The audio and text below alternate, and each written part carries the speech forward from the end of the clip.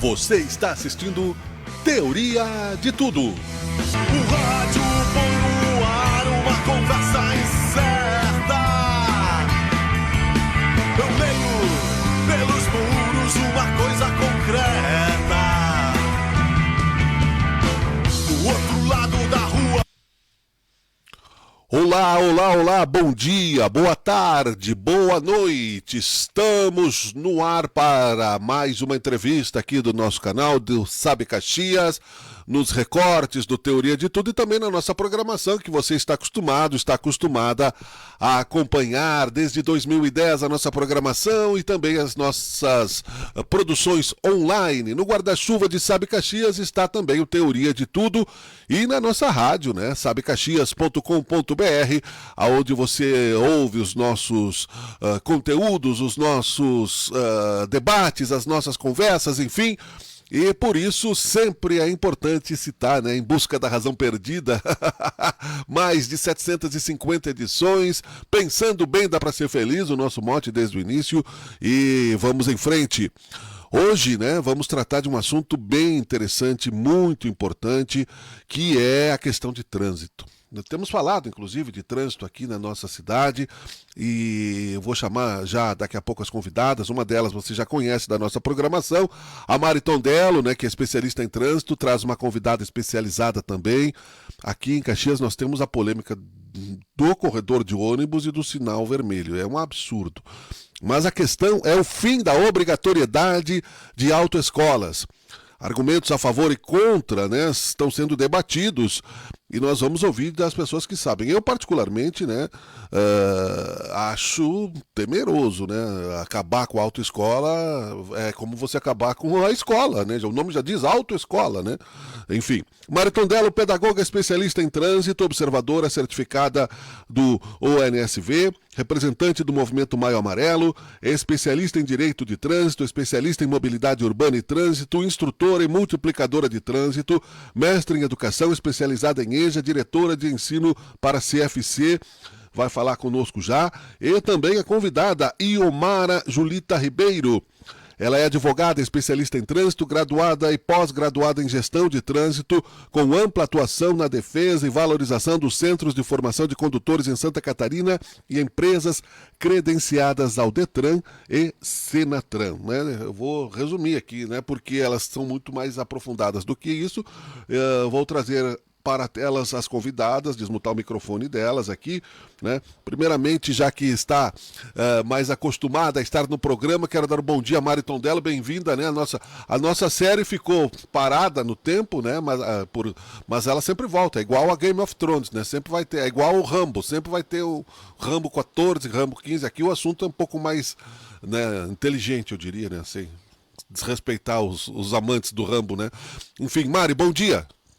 Bom dia, boa tarde, boa noite, Miguel. Bom dia, boa tarde, boa noite aos nossos ouvintes, os nossos internautas que nos acompanham aí pelo canal Sabe Caxias, nesse recorte Teoria de Tudo. É um prazer estar aqui novamente para falar desse tema tão importante que é o trânsito e ter o orgulho aí trazer a nossa convidada especial, Iomara, que vem contribuir com essa temática sobre a obrigatoriedade da aprendizagem no processo de formação de condutores.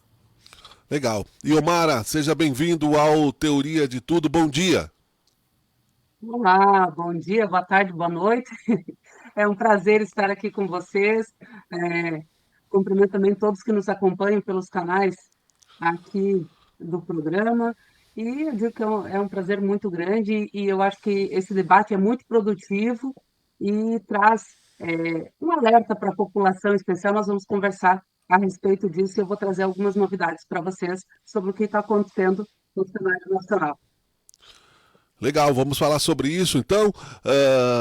Essa é a ideia, né? O fim da obrigatoriedade da autoescola para obter a Carteira Nacional de Habilitação está em discussão em consulta pública no Brasil e há já, né, uma atualização disso aqui. Eu estou lendo apenas, né, uma pesquisa rápida que eu fiz. E Iomara, deixo a palavra para ti. A gente vai fazer aqui um bate-papo livre, né, com dúvidas, com sugestões da Mari também, que também é radialista, né, e pode ajudar, né, nesse diálogo. Como é que tu está vendo essa questão, por gentileza?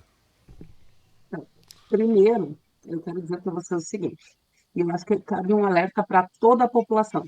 O processo de habilitação não mudou, continua exatamente como era. O que nós temos até o momento é somente uma consulta pública, que inclusive já está sendo questionada judicialmente, toda a questão da tramitação, nós encontramos problemas técnicos nessa tramitação desse processo, também nós pretendemos levar esse debate à Casa do Povo, que é a Câmara Federal, onde nós temos deputados eleitos pelo povo, que eu acredito terem mais capacidade para discutir a respeito desse assunto, não uma atitude isolada de um ministro. Então, assim, nada mudou. Se você estava fazendo o seu processo de habilitação, continue, procure a sua autoescola, porque o processo continua exatamente igual.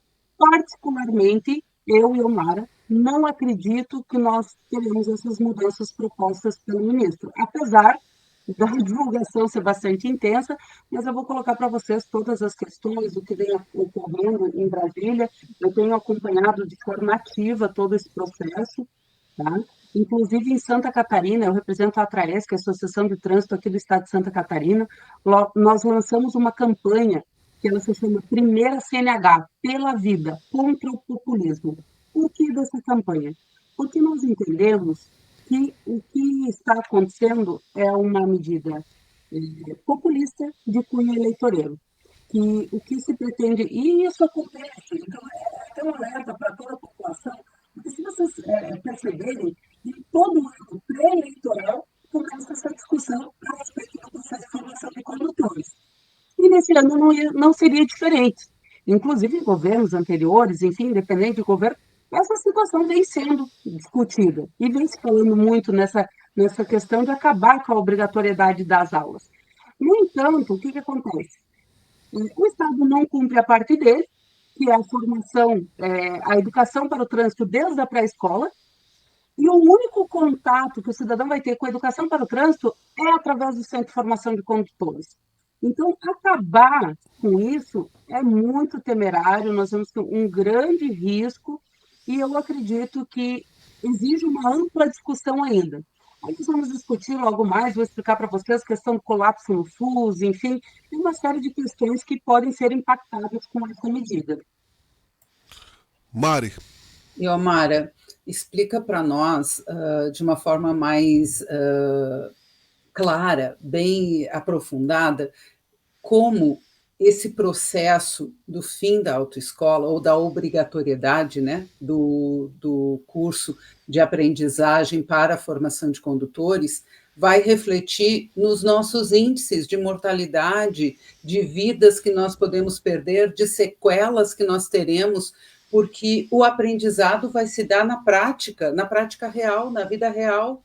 Então, a pessoa não vai ter aquela possibilidade de entender como deve ser a condução de um veículo na via, e ela vai aprender isso na prática. Então, a partir do momento de sofrer um sinistro, de ter um impacto, o resultado disso é uma consequência muito grave quando se fala em vidas. Me parece, inicialmente, que eles não analisam esse cenário como um todo e o impacto que isso pode trazer. Primeiro, se hoje você precisar de um hospital público SUS, né, vai ter dificuldade para conseguir vagas nesse hospital. Porque nós sabemos que existe um número alto de acidentados, as alas de hospitais já são lotadas com um número de acidentados, e esse número ele tende a se elevar muito mais. Inclusive porque a pessoa não vai ter a prática.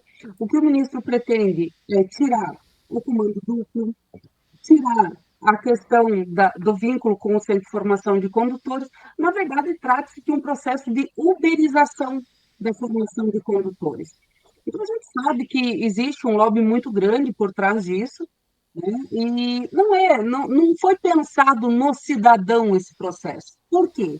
Porque o ministro fala em redução do valor da CNH de até 80%, o que não é verdade. Por quê? Porque no estado do ministro, a habilitação custa R$ 2.400. Eu digo que ele não fez nem a lição de casa. custa R$ 2.400. Desses R$ 2.400, R$ 1.100 são de taxas do Detran. Ou seja, o que aconteceu ao longo desse processo? A Fenatran veio, impôs uma série de exigências para o Centro de Formação de Condutores, sufocou as empresas, tirou o serviço. Hoje o serviço da autoescola está basicamente todo voltado à primeira habilitação, ou seja, todo o custo empresarial que nós temos, uma sala de aula, 2 salas, uma sala de diretor-geral, diretor de ensino, 2 carros, 2 motos, um diretor-geral, um diretor de ensino, 2 instrutores, todo esse custo aluguel, ele é absorvido, ele é diluído ali na questão da composição do processo de primeira habilitação, que é o único serviço que o CFC vem fazendo. Mas o ministro não fala em retirar a obrigatoriedade das taxas dos Detrans, ou seja, é impossível essa redução de custo de 80%. Aí nós vamos ao passado. Nós tivemos a questão do kit de primeiros socorros, questão do simulador de direção. Então, assim, não dá para acreditar que você está pensando na população num processo desse. Então, existe um problema muito grande, eu digo que é uma questão de saúde pública e que nós devemos nos preocupar. É uma questão que lá atrás também teve a questão do DPVAT. Inicialmente as pessoas acharam que era uma ótima medida, mas hoje quem precisa sente a falta desse auxílio que recebia. Então, assim, talvez quem não foi impactado ainda por um acidente de trânsito note a dimensão, a proporção de tudo isso. E outra, pior, é você saber que as pessoas vão estar treinando em via pública sem controle algum, porque os Detrans hoje não dão conta de fiscalizar as empresas, imagina fiscalizar instrutores autônomos. Além do que, nós temos a questão do risco. Hoje, a autoescola é responsável por tudo que acontece. Se acontece um acidente, é o carro da autoescola, a autoescola paga. E se acontecer um acidente com o instrutor autônomo, quem é que vai pagar? Você vai treinar no seu carro. Aí você vai ter que arcar com esse custo. Então, será que, de fato, esse custo da habilitação ele é alto? Será que, por tudo que é proporcionado ao cidadão, será que ele tem realmente esse custo? E será que uma maneira ideal de rever essa questão não seria eles pensarem inicialmente em mexer na estrutura dos Detrans, na questão das taxas? Mas nisso a gente sabe que não tem interesse, né? Porque nós temos os maiores contratos dos governos do Estado vinculados aos Detrans, que é a questão das empresas de fiscalização, as gráficas, enfim. Então, a gente sabe que nisso não há o interesse de ser mexido. Então, o que eles vão fazer? Tirar das pequenas empresas, que são as empresas que giram o comércio local, e passar para grandes plataformas. É isso que você pretende fazer. E isso é muito temerário. Nós vamos estar novamente refém de plataformas que não têm responsabilidade nenhuma com o cidadão. Então, essa questão dos acidentes eu vejo que vai impactar muito, que nós vamos ter um aumento muito elevado do número de acidentes. Inclusive, o ministro cita, vamos fazer como nos Estados Unidos. Ok. Nos Estados Unidos, por exemplo, nós temos um número elevado de acidentes, maior do que o Brasil. Então, será que é o modelo ideal?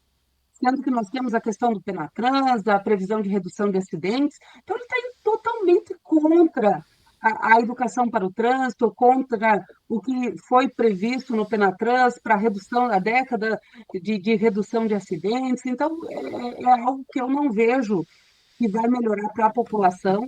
Eu acho que quem já passou por um acidente, quem precisa hoje do SUS, sabe do que eu estou falando. Tá? Vocês sabem a dificuldade que é para você conseguir uma vaga num hospital público, e isso só vai piorar. E aí citas, né, além da questão do populismo, essa preocupação com a população, a política, Brasil, vemos aqui em quase todas as áreas, não é que, além das decisões autoritárias, elas não são debatidas no devido, né, âmbito, né, no devido fórum, na devida questão. Inclusive essa questão da saúde, que também é uma indústria, né? Ou seja, vai aumentar a clientela se aumentar o número de acidentes, além do risco, né, das pessoas, né, Mari? Com certeza. E tem um detalhe bem importante, Brambila, que eu gostaria que a Iomara também reforçasse para nós, que é a questão legislação, porque a própria minuta, ela vai contra algumas regras que já estão propostas na própria legislação vigente hoje de trânsito. Tu não pode entregar o veículo a uma pessoa que não seja habilitada, o CFC é uma instituição de ensino, então existe um contexto legal também envolvendo esse processo, né, Iomara? Exato. Então, assim, sobre essa situação, a questão da análise da minuta, eu digo que é a maior aberração jurídica que eu já vi na área de trânsito. Tá? Por quê? Porque ela justamente vai em desencontro do que prevê o nosso Código de Trânsito. Em que sentido? Primeiro, porque diz que as aulas devem ser ministradas por entidades credenciadas. Como é que eu vou largar na mão de um autônomo? Para começar a história. Mas sabe que eu até recebi 2 ligações do ministro e ele querendo debater essa questão da minuta. Eu falei, olha, ministro, eu nem debater a questão da minuta, porque eu sei que o senhor já tem sua opinião formada. Tá? Fiquei, na primeira ligação, 1h20 no telefone, depois 1h12, ele me ligou domingo passado. Então, assim, o que acontece? O que ele pretende, ele não pretende alterar a ideia dele, ele já tem a opinião dele formada, e ele diz que ele tem força para passar isso. Só que o que acontece? Nós estamos falando de 300 mil empregos diretos. Tá? E aí você vem com a questão do Partido dos Trabalhadores gerando 300 mil desempregos, tirando 300 mil pessoas de seu posto de emprego. Ou seja, é um contraditório muito grande. Então, nós começamos essa construção na Câmara Federal, porque nós entendemos que isso tem que ser amplamente debatido, principalmente porque o Estado não cumpre a sua função de educar, nós não temos condições de largar pessoas sem preparo algum nas vias. Isso que ele fala, não, mas o cidadão vai estudar por conta. A gente sabe que não é bem assim. Gente, você sabe perfeitamente como reduziu a qualidade de ensino durante o período da pandemia. Eu acho que o Brasil precisa evoluir muito culturalmente para depois adotar esses métodos. E eu questionei o ministro sobre isso e falei, olha, ministro, por que você não começa, então, colocando educação para o trânsito nas escolas? Ah, doutora, mas aí vai passar 20, 30 anos e isso não vai demorar muito para acontecer. Nós já vamos estar velhos, não vamos ver isso. Sim, mas é necessária essa construção. Ou seja, será que o interesse dele está com as vidas, com a melhoria para a população, ou simplesmente na eleição do ano que vem? Sabe? Então, por isso que eu digo que é uma medida populista de cunho eleitoreiro, e essa questão da legislação, ela é muito. Essa minuta ela está muito errada, tecnicamente falando, o processo não seguiu a tramitação necessária, já foi judicializado esse processo, exige uma ampla discussão a respeito disso. Então, a gente está fazendo essa construção agora na Câmara Federal. Eu acredito que nós vamos conseguir, nós tivemos um avanço muito grande nos últimos dias em Brasília, e eu acredito, sim, que nós vamos levar isso para a casa do povo para a discussão, porque é necessário esse debate. A gente não pode banalizar a educação para o trânsito. O que ele pretende ali é tirar a educação. Aí ele diz que vai facilitar para o mais pobre. Não é verdade. Por quê? Porque a pessoa que tem menos condições não vai ter o acesso à educação, enfim, como a pessoa que tem melhores condições de vida ali, enfim, para pagar um curso, pagar uma autoescola, ela vai ficar mais restrita. Ou seja, ele vai ser ceifado desse processo de educação. Agora, o que nós propusemos? Nós concordamos que o processo de habilitação é caro? Sim, concordo. E eu acho que a gente tem que viabilizar a educação para todos. Certo? Mas quem é que fez com que esse processo ficasse caro? A própria Senatran, as próprias resoluções, os DETRANs que eles acrescentam ainda mais obrigatoriedades do que tem previsto na normativa federal. Ou seja, o sistema criou esse preço. E nós precisamos trabalhar, sim, para que todos tenham acesso. De que forma que nós podemos fazer isso? Nós já temos um projeto aprovado, que é o da CNH Social, ou seja, tem a previsão de recurso para quem não tem condições. Nós estamos propondo um processo de financiamento de habilitação com juros zero, que seria excelente para que todos pudessem fazer o seu processo na íntegra, né? E não apenas ser beneficiado aquele que tem melhores condições. E aí, outra questão que eu pergunto, como eles não vão mexer na questão das taxas dos DETRANs e não pretendem alterar isso, porque dizem eles que daí realmente é uma discussão muito mais ampla, pensa se a pessoa reprovar 1, 2, 3 vezes, quanto mais caro vai ficar esse processo? É. Porque a pessoa vai chegar lá, não, eu aprendi no YouTube como que faz e cheguei aqui para fazer a prova. Não é bem assim, gente. E outra, vou comparar a questão dos Estados Unidos novamente. Gente, se lá você for pego dirigindo com alguma bebida de álcool dentro do veículo, a punição é severa. E a gente sabe que a fiscalização no Brasil é muito falha. Se o ministro afirma que 20 milhões de pessoas dirigem sem habilitação, é porque nós temos falha na fiscalização em mais de 90% dos casos. Então, É muito grave. muito falha. E Exato. muito grave também, apenas, né, contextualizando aqui o histórico, né? Eu fiz a minha carteira de motor, é só para ver se eu entendi exatamente, né, como seria a ideia do ministro. Acaba a autoescola, a pessoa pode optar por ter um instrutor ou não e fazer a prova de qualquer forma. É isso, né? Como era nos anos 80. Eu aprendi a dirigir na praia. Eu dirigia, né, nos anos, porque tinha condição. E aí você andava lá com 14, 15 anos, 16, era orgulho o pai deixar, né, o filho. E aí é claro que o filho rebelde, né, pegava o carro do pai sem o pai saber. E aí ainda naquela época, né, isso é um absurdo, mas eu estou apenas citando como o risco que isso era, e não se tinha essa consciência, não tinha cinto de segurança, né, não era obrigado, não tinha cadeirinha, era anos 80. Os pais, né, de classe média diziam, olha, se a polícia te pegar, tu diz que tu pegou o carro sem a minha autorização, mas eles sabiam, né? Inclusive aqui, no tempo que a Sinimbu era a nossa principal avenida aqui, doutora, era paralelepípedo, né? E duas mãos, né, como sinalizou a Mari, a gente dirigia, com a conivência, inclusive. E isso eu acho um retrocesso, né? Acho horrível. Né? Essa é a questão, sabe, Brambila? Porque esse processo, ele vem para retroceder toda a conquista que nós tivemos com a implantação do CTB em 1997. Porque a legislação de 66 ela era mais branda nesse quesito, né, da formação do condutor. Em 97, nem os veículos tinham essa potência, né, que tem hoje, né, mas não, o número de veículos, a frota circulante no país era muito menor. Então, o avanço que nós tivemos a nível de valorização da vida, de relação humana, que o trânsito é um ambiente social. Todo esse processo que a lei de 97 nos deu enquanto sociedade é uma proposta agora de eliminar. Então, é sim um retrocesso, Brambila, infelizmente, mas é um retrocesso. Sabe uma coisa que chama bastante atenção? É o fato do ministro, em diversas oportunidades, mudar o seu discurso. Por isso que eu vejo que é algo assim que foi feito a toque de caixa, como a gente diz, de última hora. Porque nós tivemos uma audiência pública, o secretário participou, o secretário Adroaldo, e aí ele mencionou que não tinha nada escrito, não tinha projeto, não tinha nada, mas o sistema apareceu lá na apresentação. Tá?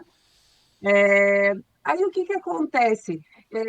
O ministro primeiro falou assim, na primeira ligação que eu recebi dele, ele falou para mim, inclusive, ele disse assim, não, porque as pessoas vão aprender no pátio da igreja, no condomínio, qualquer pessoa vai poder ensinar. Foi o que eu falei, na praia, né? Que pode atropelar crianças hoje em dia. Sim, né? Imagina. E daí, assim, ó, sem uma pessoa qualificada. E outra, agora, eu me dirijo também às pessoas que têm filha, mulher. Tá? Questão de segurança. Por quê? E o risco de assédio, estupro, que vai aumentar muito. Então, assim, e nada desse processo foi pensado. Além do mais, eles não fizeram previsão para a pessoa PCD. Ou seja, a pessoa que precisa de intérprete de Libras, como que vai funcionar esse processo? Porque hoje a autoescola disponibiliza. A autoescola disponibiliza o carro PCD. E aí, a pessoa vai ter que ter o seu próprio carro, vai ter que adaptar antes de saber qual é o veículo que ela precisa. Sabe quanto custa uma adaptação? É caríssimo, gente. Só o pomo eletrônico custa em torno de 10, 15 mil reais. Então, assim, será que de fato esse processo vai sair mais barato? E será que ele não vai gerar uma exclusão ainda maior da população? Sabe?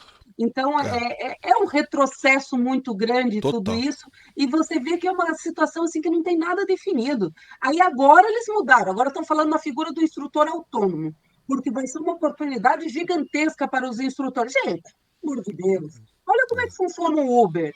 Olha como é que funciona essas plataformas. O pessoal está fazendo greve porque não tem condições de trabalho. Então, assim, ó, não dá para se iludir com esse tipo de proposta. É ruim para a autoescola, é ruim para o diretor, é ruim para o instrutor. Por quê? Porque você está jogando 300 mil pessoas na informalidade. E, além do mais, você está tirando esses postos de trabalho.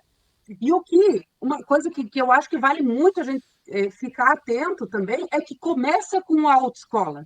Mas isso vai atingir médico, psicólogo, vai atingir os instrutores. Ao longo do tempo, vocês vão ver que isso vai se tornar um grande monopólio. Sabe? Então, a gente vê já desde a época de 2015, 2016, quando começaram com a situação do simulador de direção, ali no estado de vocês ainda é obrigatório, em diversos estados não é mais obrigatório, é opcional, né? Então, assim, mas no começo ficou obrigatório para o Rio Grande do Sul, né? E outros estados não. Mas o que acontece? É um equipamento caríssimo, que onerou ainda mais essas empresas. Você vê que é um videogame, gente. Assim, E a não tem que agregar. A obrigatoriedade aqui no Rio Grande do Sul, ela deixou de ser obrigatória, né? Então a obrigatoriedade foi extinta há pouco tempo. Então nós temos CFCs aqui no estado que ainda dispõem deste equipamento e ele está obsoleto dentro da autoescola. Exato. Gerando Doutor, custo. claro, enfim. Doutor, eu gostaria de lhe perguntar, aprofundar um pouquinho mais essa questão política comercial, de onde vem esse lobby, quem são os interessados nessa desconstrução, nessa derrota, né, do sistema? Eu acredito que isso tem um vínculo muito forte com a questão de plataformas, essas empresas, justamente a questão do EAD, que eles querem implementar, a questão desse processo de uberização da formação de condutores. Também nós temos a questão das locadoras, porque ali tem previsto a possibilidade de locação de veículo para essas aulas. Então, acredito que são várias empresas envolvidas nesse processo todo que fazem esse trabalho para precarizar a formação de condutores. Eu digo para vocês assim, lógico que eu tenho que ter muita cautela no falar a respeito disso, porque são várias situações envolvidas, né? Mas eu digo para vocês assim, ó, por tudo que nós pesquisamos a respeito, tem muita coisa por trás disso, e eu acho que ali vai o principal alerta para a população e para todos os trabalhadores da área, porque Perfeito. não é algo que vem para beneficiar alguém. Não vejo essa Sim, visão dentro desse processo. sim. Outra situação que eu acho que é importante a gente dizer é toda essa construção que está sendo feita em Brasília, tá? Então, assim, nós tivemos um avanço muito grande. Foi criado uma comissão especial para tratar exclusivamente do processo de formação de condutores. Isso foi criado, não, antes de ontem, na quinta-feira, tá? Então, nós tivemos essa criação dessa comissão. Nós temos a ampla maioria dos deputados nos apoiando. Existe uma carta compromisso de uma ministra do governo, que é a ministra Gleisi, se comprometendo com o setor de formação de condutores. Existe uma declaração, Zé Guimarães, que faz parte da base do governo, é líder do partido na Câmara. Nós temos também uma declaração Lindbergh dizendo que é contra esse processo. O que nós vemos é que se trata de uma medida isolada do ministro Renan, tá? Porque todos os outros têm se manifestado contrários a esse processo que ele vem propondo. Então, eu quero acreditar, sim, que seja uma atitude isolada, mas nós vamos continuar trabalhando. No que depender de mim, como especialista na área de trânsito, como conhecedora da legislação, eu não vou permitir que isso aconteça. E eu vou buscar todos os meios para que a gente mude esse cenário, seja judicial, seja político, enfim, o que precisar ser feito. Ah, Elmar, você está fazendo lobby para as autoescolas, você está defendendo? Não, não estou. Eu estou defendendo a educação para o trânsito. E eu conheço esse processo e eu sei o quanto isso vai impactar na vida de pessoas. Eu passei 3 meses com o meu esposo acidentado dentro da ala de acidentados do Hospital Regional aqui em São José. Eu conheço de dentro a realidade. E eu sei o que uma pessoa passa num processo de recuperação de um acidente. Porque nem todo aquele que se envolve em acidente morre. muitas pessoas ficam com sequelas e sequelas gravíssimas. Então, eu estou falando com uma pessoa que viveu isso, que sabe a dificuldade que é e sabe o quanto a tua vida muda em questão de segundos por causa de uma pessoa imprudente. Então, eu não posso, como conhecedora dessa área, como ter vivido esse fato, permitir que isso aconteça. Então, a gente vai trabalhar, nós estamos com todas as entidades nacionais, enfim, todos os estados estão envolvidos, nós tivemos diversos protestos dos trabalhadores do Centro de Formação de Condutores contra essa medida. Então, a gente vai trabalhar muito para que isso não aconteça, para que as pessoas não precisem passar pelo que eu e pelo que tantas outras pessoas passaram em decorrência de um acidente de trânsito. Perfeito. Eu vou passar a palavra para a Mari para a gente encaminhar aqui, né, o nosso fechamento dessa parte do assunto, porque a gente pode voltar aqui, doutora, o espaço fica aberto, a Mari sabe, pode sempre que precisar, né? Inclusive, quando ela solicitou, né, a ideia como sugestão de pauta, eu já tinha colocado, quando veio a matéria para chamá-la, para a gente tratar dessa questão, e outros locais aqui, anteontem, né, sexta-feira, hoje é sábado, quinta-feira, aqui em Caxias, a imprudência, né, levou uma senhora de 60 anos a se ferir dentro de uma van que capotou porque um imprudente passou o sinal vermelho. Que aqui é moda, né? O pessoal mergulha no sinal vermelho, a gente para, o pessoal ouça os carros acelerarem, mergulha, então todo mundo sabe, né, o que isso gera de risco. E é moda, é um problema seríssimo na cidade. Um dos resultados, né, da imprudência por causa da falta de fiscalização, da sensação de impunidade. Existem, né, muitos grupos que a gente sabe de carros que tem um monte de multa que se vende, andar até perder, então anda sem carteira, andam com carros sem documento.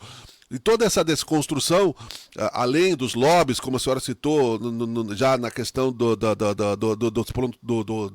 kit de primeiros socorros, eu tinha, meu pai tinha, né?